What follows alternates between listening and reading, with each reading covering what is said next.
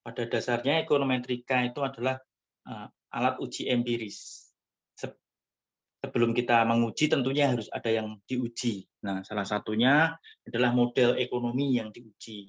Model ekonomi harus diterjemahkan jadi model ekonometrika ya.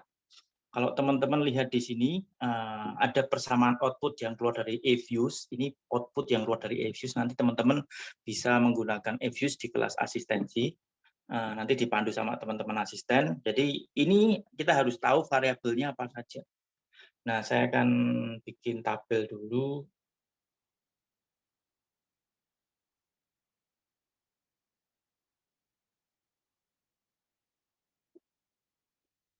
Oke.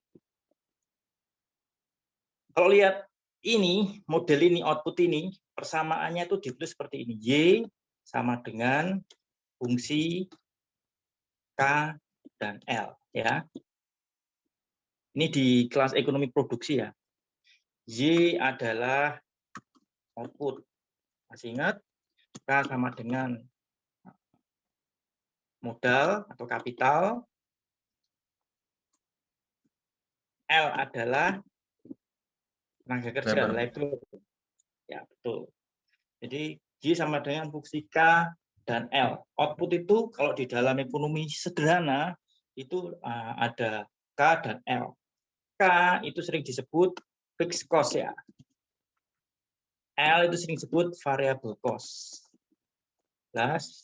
Nah, di ekonometrika kita akan menjelaskan itu jadi sebuah persamaan. Jadi persamaan kalau kita jadikan persamaan ekonometrika, jadi ketemunya Y sama dengan konstanta atau alfa ditambah beta 1 misalnya K ditambah beta 2 L ya. Tugas ekonometrika itu mengestimasi variabel alfa dan beta 1 dan beta 2. Itu aja. Sebenarnya jadi apakah sama dengan teori? Teorinya seperti apa kira-kira? Nah, karena K dan L itu variabelnya nonlinier, variabelnya besar-besar, maka ketiga variabel Y, K, dan L itu kan nonlinier ya, gambarnya kan nonlinier. Maka dia membuat yang disebut di log gitu ya.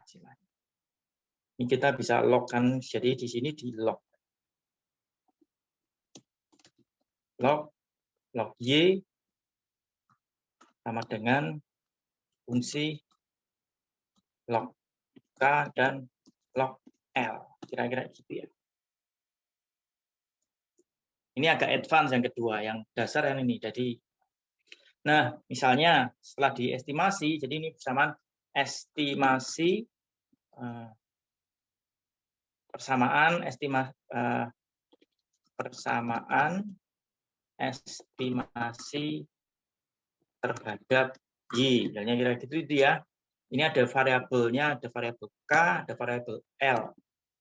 Kira-kira seperti itu atau paling gampang seperti itu. Kemudian kalau di bawah ini ada koefisien,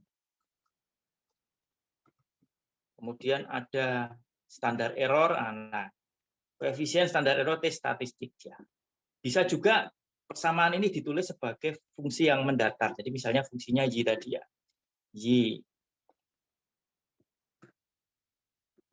Y sama dengan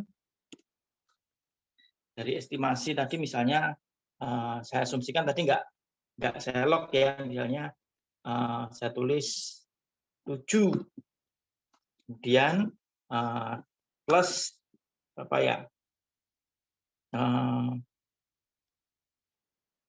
0,3 K ditambah 0,6 L. Misalnya gitu ya persamaannya. Saya ringkas saja. Jadi saya hilangin ininya. Kira-kira seperti itu. Jadi kalau dijadikan persamaan tabel autofit.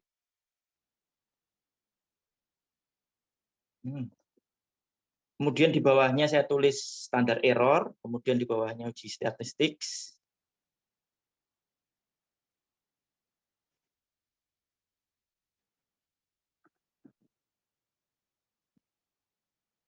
Kemudian probability biasanya seperti itu ya. Standar error misalnya saya tulis 1, kira-kira itu ya, saya gampang aja sih. Atau bisa bikin 2 ya paling gampang. 2, statistiknya ketemu 3,5. Kenapa 3,7 bagi 2 sama dengan 3,5? Ini probability-nya saya tulis misalnya 0,05, kira-kira 0,01 kira-kira itu ya. Ini 0,3, ini saya bagi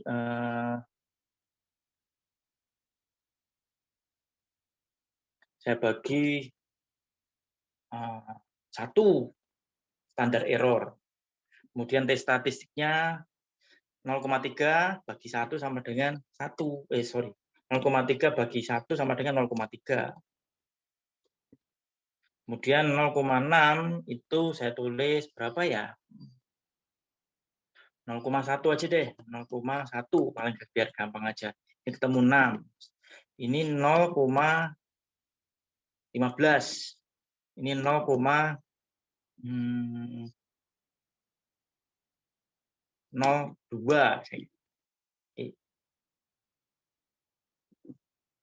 Saya tulis ya untuk gampang aja sih. Saya kira-kira seperti itu bacanya.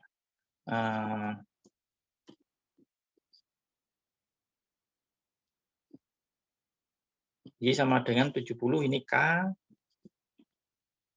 L. Saya bikin tabel autofit. Kecilin ya, terlalu kecil.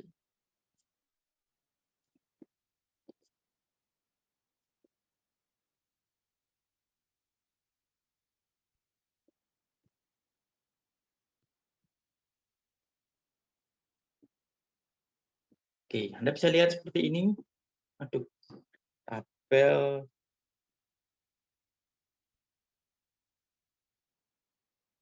Oke.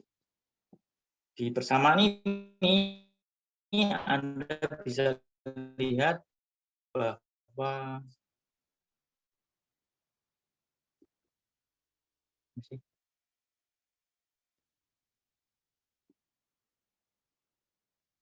tadi border. Di persamaannya kira-kira gini. Ini persamaan utamanya ya. Y sama dengan 7 ditambah 0,3 ditambah 0,6 L ya. Ini estimasinya seperti itu kalau dijadikan persamaan matematika. Sehingga kalau dijadikan output kira-kira seperti ini outputnya. Ini outputnya, ini persamaan matematikanya kira-kira seperti ini. Penerapan dasarnya. Ini sudah di log, ini belum di log ya, masih dasar ya. Nanti di log nanti.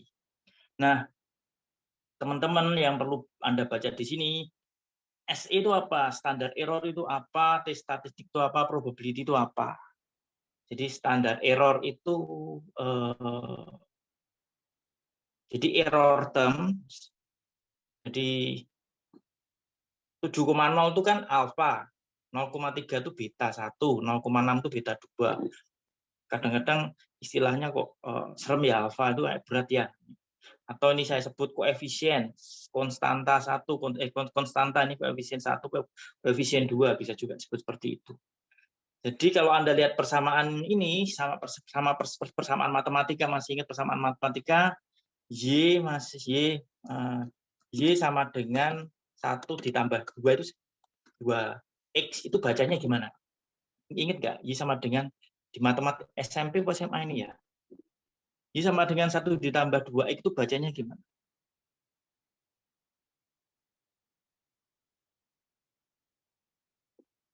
Karena kan kita mengestimasi Y. Y itu persamaan dari 1 ditambah 2X. X-nya berapa dulu kira-kira? Kalau X-nya 1, maka Y-nya ketemu 3, ya kan? Kalau X-nya 2, Y-nya ketemu 5. Jelas?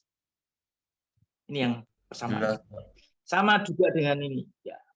Ini persamaannya agak panjang, teman. Kalau ini kan cuma satu, X-nya satu. Kalau ini 2, K dan L. Beda lagi. Nah, balik ke matematika di sini. Kalau di dalam ekonomi, Anda bisa menjelaskan seperti ini. Jika X naik satu satuan, maka Y akan turun sebesar, akan naik. Karena ini plus kan, hubungan ini plus ya. Karena plus, maka jika X naik satu, misalnya X1 ke X2, maka Y-nya akan naik sebesar 2, karena koefisiennya 2. Jelas?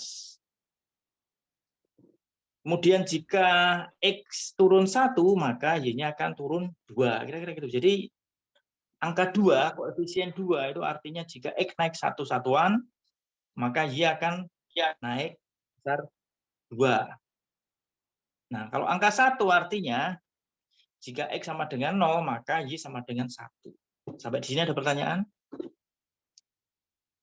Jelas, Pak. Jelas ya.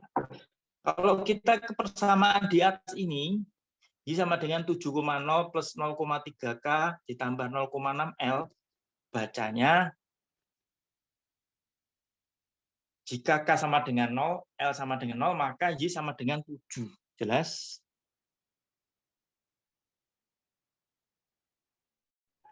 Jika K naik Jelas, satu satuan, jika K naik satu satuan, maka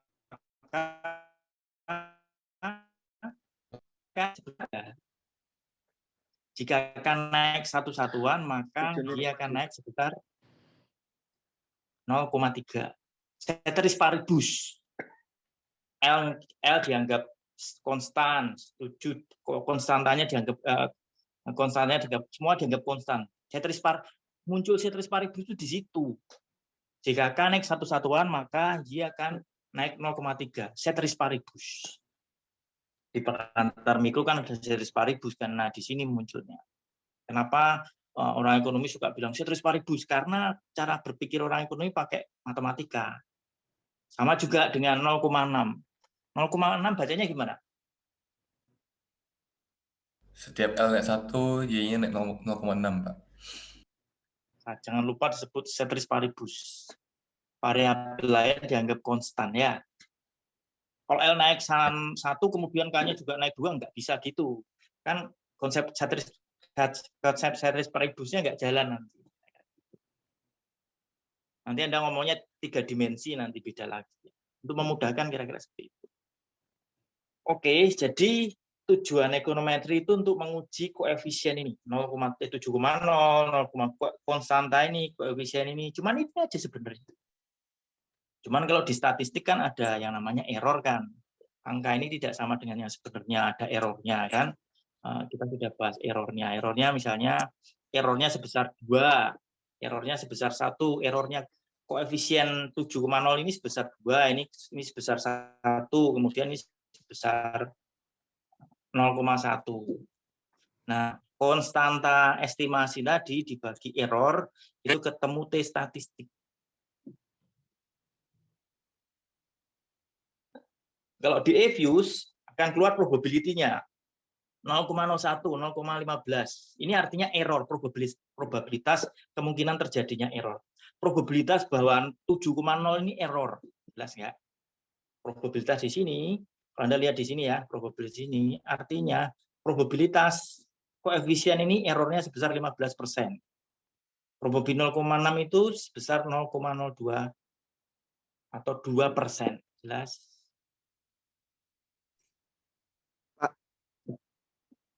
Pertanyaan berikutnya, error itu bisa diterima sejauh mana? Berapa persen error bisa diterima? Oke, Anda salah. Ada orang yang minta perfect. Saya mau salahnya hanya 1%. Saya mau perfect, nggak ada salahnya. Ada yang bilang minimal 5%. Kita ilmu sosial. Ilmu sosial itu kan belum tentu ini K naik satu satuan, Y-nya akan naik 0,3, belum tentu kan. Kemungkinan errornya tinggi. Norma fisika aja kadang-kadang tetap ada errornya kok. Yang kita berusaha meminimalkan error, kira-kira seperti ini. Sama seperti kalau Anda rapid test itu, Anda kemungkinan terjadinya tetap ada error ya, kemungkinan terjadi Anda kena rapid berapa, kena COVID berapa persen, kira-kira gitu ya. Itu alatnya tuh sahih nggak, kira-kira. Nah, ekonometrika juga menguji itu, bukan hanya lihat koefisien, tapi lihat kesahihan. Anda pakai alat ini ya, pakai antigen, dulu pakai apa, rapid, terus pakai apa lagi ya, ganti terus. Kira-kira kemungkinan error yang paling kecil yang mana? Karena Anda harus bernego dengan itu semua. Kalau tiba-tiba langsung pakai alat yang canggih, belum Anda pakai X-ray, kan terlalu mahal kan. Nah, sama juga seperti ini. Kita ilmu sosial itu error yang bisa diterima itu 5%. 5%. Di atas 5% nggak bisa diterima. Ada yang 10% bisa nerima. Oh, 10% terima. Jadi ada error itu ada 3 level. Level 1, 2, 3. Kayak kalau Anda pesen ayam goreng, level kepedesannya tingkat berapa? 1 sampai 10 kan, kira-kira. 1 itu error yang level 1. 5% itu parah deh. 10% ya error parah. Jadi di atas 10% ya diterima kita. Jadi error itu ada 3 level. Paling gampang sebenarnya level kan 1, 2, 3 sampai 10 kan bisa 1, 1,5, 2,5. Tapi paling membuat gampang aja kira-kira dibuat 1, 5 dan 10%. Kira-kira itu aja. Sampai di sini ada pertanyaan? Kalau level errornya di atas yang kita harapkan, misalnya di atas 10% atau 5%, kita akan bilang 0,3 ini error, nggak bisa diterima. Hipotesisnya tidak, hipotesis 0 diterima. Atau angka 0,3 ini nggak bisa diterima, ini error, ini kan errornya tinggi banget, nggak bisa diterima. Jadi kita nggak bisa pakai angka 0,3 tadi. Jadi jika akan naik satu satuan, maka Y-nya akan naik berapa? 0,3. Wah, nggak bisa, itu error, itu nggak, errornya terlalu tinggi itu. Jadi risiko kira-kira. Nah, sama seperti kalau Anda pakai rapid, wah rapid itu sekarang errornya terlalu tinggi, kita nggak bisa pakai rapid lagi. Kita pakai antigen. Nanti kalau antigennya errornya terlalu tinggi lagi, wah nggak bisa lagi, kira-kira seperti itu. Kenapa kita nggak pakai rapid lagi? Karena errornya terlalu tinggi, kira-kira gitu. Sama seperti ini. Kalau ini 0,3 kita nggak bisa pakai karena errornya sudah di atas 10%. Kalau yang dua ini errornya masih di bawah 5%, masih bisa diterima. 0,6 ini oke, DL naik satu satuan, maka Y akan naik sebesar 0,6. Jadi angka 0,6 itu masih bisa diterima. Jelas? Jelas, Mas. Nah, di ujian beberapa semester lalu, saya minta mahasiswa itu menguji koefisien ini. Kalau probability-nya terlalu tinggi, errornya terlalu tinggi, koefisiennya nggak usah dibahas. Karena error sudah. Jadi Anda tahap pertama tuh lihat errornya dulu. Errornya bisa diterima nggak? Kalau errornya nggak bisa diterima, ya koefisiennya nggak bisa dibahas. Kira-kira itu aja.